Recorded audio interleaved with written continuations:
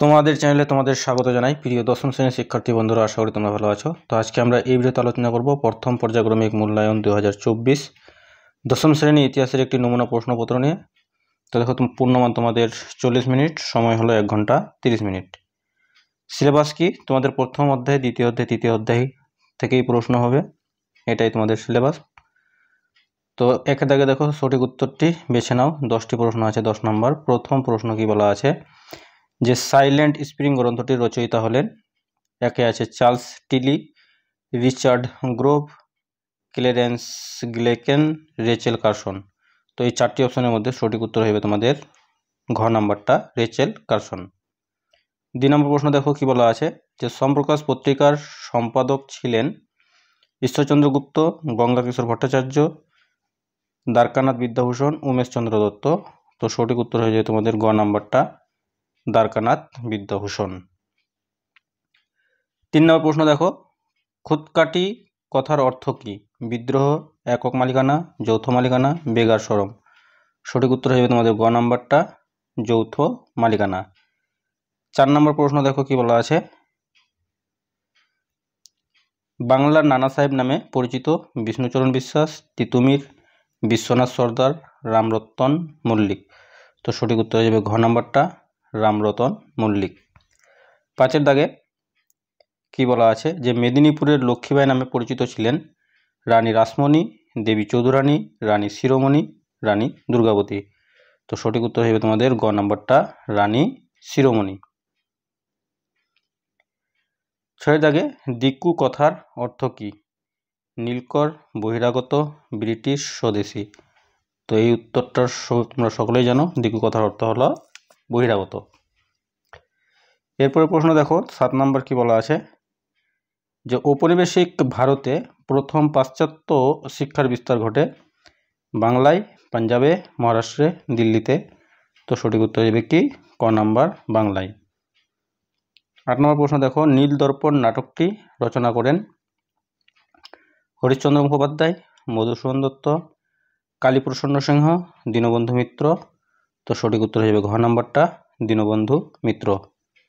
9 নম্বর প্রশ্ন দেখো, যত মত তত পথ এর আদর্শ প্রচার করেন শিবনাথ শাস্ত্রী, বিজয়কৃষ্ণ গোস্বামী, শশীপদ বন্দ্যোপাধ্যায়, শ্রীরামকৃষ্ণ।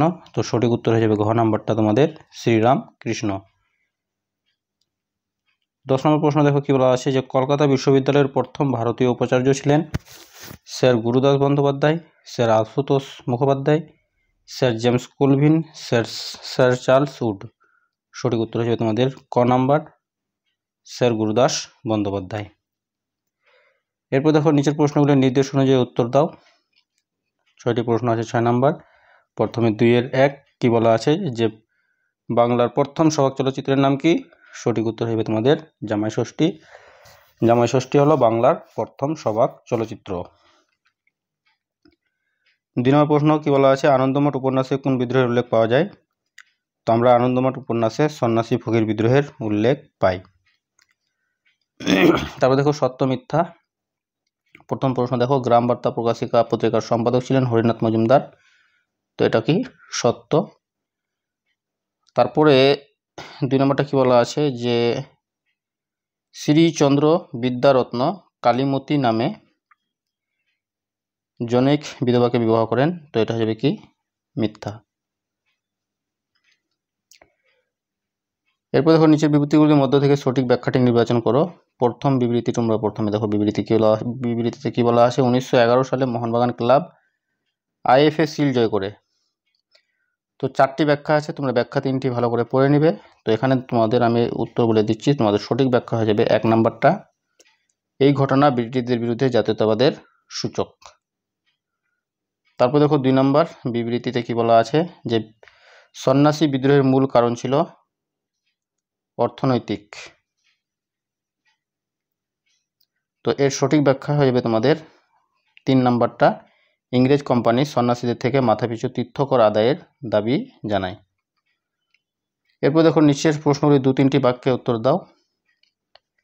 তো প্রথম প্রশ্ন কি দেওয়া আছে যে ক্যানারাম বেচারাম কি? ঠিক আছে, ক্যানারাম বেচারাম এক ধরনের বাটখারা। ক্যানারাম হলো কি কম ওজনের বাটখারা, আর ক্যানারাম হলো কি কম ওজনের বাটখারা, বেচারাম হলো সরি, কেনারাম হলো কি বেশি ওজনের বাটখারা, আর বেচারাম কি কম ওজনের বাটখারা। তারপরে এলাকা চাষ, বেলাকা চাষ বলতে কি বোঝায়? ফরাজি ওয়াহাবি কথার অর্থ কি? বাংলার প্রথম দুজন মহিলা স্নাতকের নাম লেখো। ম্যাকলিমিনিট কি? তারপরে নিচের প্রশ্নগুলির 7-8টি বাক্যে উত্তর দাও। আধুনিক চিকিৎসাবিদ্যা চর্চায় কলকাতা মেডিকেল কলেজের ভূমিকা কী ছিল? নারী শিক্ষা বিস্তারে ঈশ্বরচন্দ্র বিদ্যাসাগরের ভূমিকা। কোল বিদ্রোহের সংক্ষিপ্ত পরিচয় দাও। আর তো দেখো 15টি 16টি বাক্যে উত্তর দাও, যে কোনো একটি প্রশ্নের উত্তর করতে হবে। এখানে 3টি প্রশ্ন আছে। প্রথম প্রশ্ন কি বলা আছে যে নারী ইতিহাসের উপর একটি টিকা লেখো। আর পাশ্চাত্য শিক্ষা বিস্তারে রাজা রামমোহন রায়, রাধাকান্ত দেবের ভূমিকা কী ছিল? আর সাঁওতাল বিদ্রোহের পিছনে কী কী কারণ ছিল? সাঁওতাল বিদ্রোহের গুরুত্ব লেখো। তো প্রিয় শিক্ষার্থী বন্ধুরা, ভিডিওটি ছিল এই পর্যন্তই। ধন্যবাদ।